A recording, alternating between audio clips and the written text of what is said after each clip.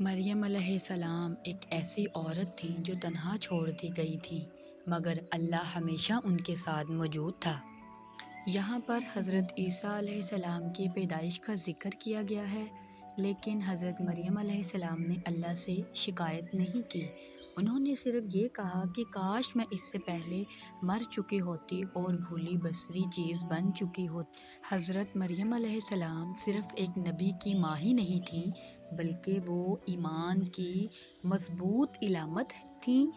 چاہے حالات جتنے ہی ناممکن کیوں نہ لگ رہے ہوں، لیکن انہوں نے اپنا ایمان کو مضبوط رکھا۔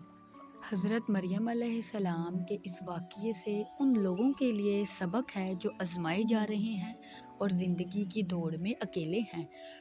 ان کو یاد رکھنا چاہیے کہ اللہ تعالیٰ کبھی بھی اپنے پیاروں کو اکیلا نہیں چھوڑتا۔